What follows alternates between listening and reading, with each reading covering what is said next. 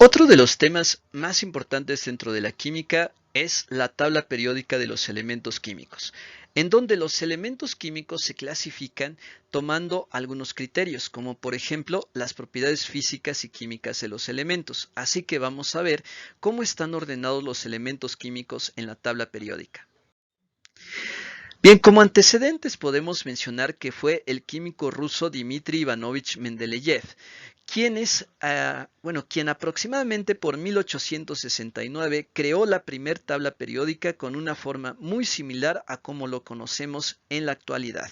Entonces, él ordenó a los elementos químicos basándose en el orden ascendente de las masas atómicas de los elementos y utilizando este criterio fue capaz de identificar que había espacios vacíos en la tabla periódica, es decir, que había elementos que aún no eran descubiertos y además fue capaz de predecir las propiedades que tendrían esos elementos que aún no se descubrían.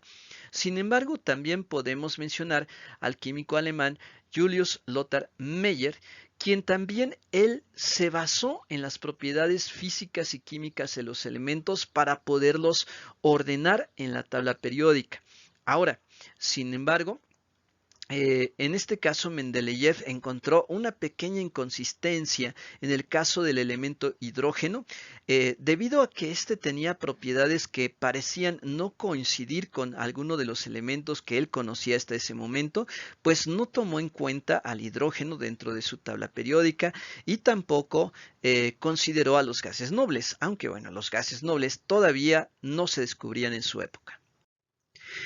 Entonces, la tabla periódica de Mendeleev fue la primera que se construyó de una manera sistemática, de una manera científica, basándose principalmente en ciertos comportamientos periódicos que tenían en cuanto a sus propiedades físicas y químicas.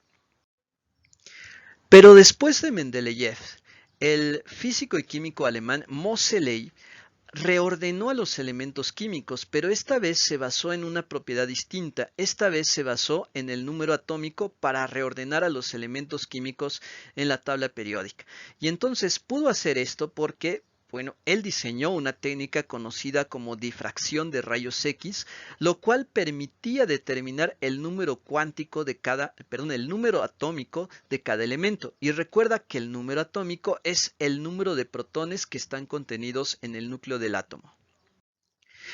Entonces, la clasificación actual de los elementos en la tabla periódica moderna está basada en el orden creciente de los números atómicos, y esto permitió resolver muchos de los problemas que tuvo originalmente Mendeleev. Y entonces, esta tabla periódica moderna actual también digamos que se perfeccionó gracias al descubrimiento de elementos químicos que en la época de Mendeleev no se conocían. Entonces es aquí en donde entran los gases nobles. Así que vamos a comenzar con los conceptos básicos de la tabla periódica. Bien, primero tenemos a las familias o grupos. Las familias o grupos son las columnas, las líneas verticales que encontramos en la tabla periódica. Todos los elementos que pertenecen a la misma familia presentan propiedades físicas y químicas muy parecidas. Y ahora, estas familias se suelen identificar con números romanos y con letras mayúsculas. Todas las familias que llevan la letra A mayúscula se llaman elementos representativos, mientras que las familias que llevan la letra B mayúscula se llaman elementos de transición. Ahora, en la actualidad, la Unión Internacional de Química Pura y Aplicada, conocida por sus siglas en inglés de UPAC, también dice que las familias simplemente se pueden enumerar. Entonces, 1, 2, 3, 4, como lo vemos aquí, hasta llegar al número 18, la última familia, que corresponde a la de los gases nobles. Ahora, sobre todo las familias A, cada una de estas familias tiene un nombre. Por ejemplo, la familia 1 o 1A son los metales alcalinos. La 2A son los metales alcalino-térreos, mientras que todas las familias B desde la 1 hasta la 8 reciben en general el nombre de elementos de transición. Los elementos de la familia 3A se llama familia del boro o térreos, de la 4A familia del carbono, 5A familia del nitrógeno, 6A se llaman calcógenos, 7A halógenos y la familia 8A son los gases nobles, gases raros o gases inertes. Bien, los periodos en la tabla se refieren a los arreglos horizontales, es decir, a los renglones. Y en este caso, cada periodo nos indica cuántos niveles de energía tiene ese átomo. Por ejemplo, en el primer periodo, en donde se encuentra el hidrógeno y el helio, están estos dos elementos porque solamente presentan un nivel de energía, mientras que los elementos que están en el segundo periodo o segundo renglón presentan dos niveles de energía y así sucesivamente. Todos los elementos del renglón 3 tienen 3 niveles de energía, los del 4, 4 niveles de energía y así hasta llegar a los 7 niveles de energía.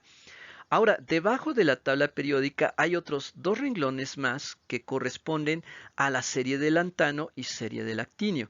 Estos dos renglones también pertenecen a los periodos 6 y periodos 7. Ahora, dentro de la tabla periódica también podemos seleccionar o identificar tres regiones distintas que clasifican a los elementos, digamos que en tres grupos diferentes de acuerdo a sus propiedades físicas y químicas. Por ejemplo, todas las casillas que aparecen aquí en color blanco están representando a metales. Como sabemos, los metales en general son sólidos, aunque hay excepciones, tienen brillo, son maleables, buenos conductores de la electricidad, etc. Mientras que los elementos que aparecen en estas casillas en un tono de gris más oscuro son los llamados semimetales o metaloides, que estos elementos presentan propiedades intermedias, es decir, algunos tienen propiedades de metales y presentan también algunas propiedades de los no metales. Mientras que el color gris más claro que vemos aquí y que vemos aquí con el hidrógeno representa los elementos no metálicos, a los cuales los podemos encontrar en los tres estados, es decir, sólido, líquido y gaseoso. Pero aquí en el caso de los sólidos, pues estos no tienen brillo, no conducen la electricidad, no son maleables, o sea, manifiestan propiedades totalmente opuestas a las propiedades que tienen los metales. Entonces, vamos a enfocarnos con un poco de más profundidad a las propiedades que tienen estos elementos químicos. Primero, vamos a hablar de las propiedades físicas. En cuanto a los metales, podemos decir que estos elementos presentan brillo. En general, son duros, es decir, difíciles de rayar. Son tenaces, es decir, que no se rompen fácilmente. Son dúctiles, que pueden formar hilos o alambres. Y son maleables, que se pueden moldear, pueden formar láminas. Son buenos conductores del calor y de la electricidad, tienen densidades elevadas, es decir, suelen ser muy pesados, presentan altos puntos de fusión y de ebullición, es decir, se derriten y también hierven a temperaturas elevadas.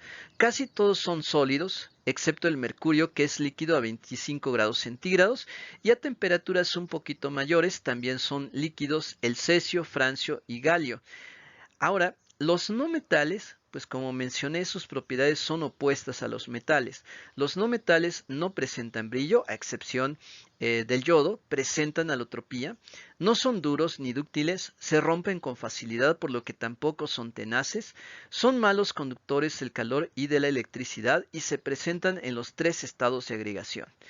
En el caso de los metaloides, son sólidos a temperatura ambiente, presentan dureza pero no son tenaces, aunque sí tienen brillo metálico, son semiconductores del calor y de la electricidad. Es decir, conducen el calor y la electricidad mejor que los no metales, pero no alcanzan la misma conductividad que tienen los metales, y además presentan el fenómeno de alotropía. Bien, este fenómeno de alotropía se refiere a elementos que, bajo el mismo estado de agregación, presentan diferentes apariencias. Entonces, un ejemplo de alotropía, que también lo suelen presentar algunos metales y metaloides, es este caso, el carbono. El carbono es un elemento no metálico y lo podemos encontrar en su estado sólido. Pero, por ejemplo, en sólido lo podemos observar como carbón, que se utiliza como combustible, pero el carbón tiene diferente apariencia del grafito. El grafito conduce la electricidad y también es carbono. Y además, estos dos tienen diferente apariencia que el diamante. El diamante también está formado de carbono. Entonces, es aquí en donde puedes apreciar que el carbono se encuentra en estado sólido en los tres casos, pero su apariencia es distinta. Esos son los alótropos. Ahora vamos a hablar de las propiedades químicas de metales, no metales y metaloides. Bien, los metales reaccionan fácilmente con los elementos no metálicos, como el caso de los halógenos. Se combinan químicamente con el oxígeno y producen óxidos básicos u óxidos metálicos. También reaccionan con el agua y en este caso producen hidróxidos o bases. Ahora, los ácidos son las únicas sustancias en las cuales los metales se pueden disolver y cuando lo hacen forman sales y liberan hidrógeno gaseoso. También se presentan en forma monoatómica, es decir, están formados solamente por un átomo y como iones positivos, es decir, cationes, y en su último nivel de energía, pues tienen entre 1 y 3 electrones de valencia.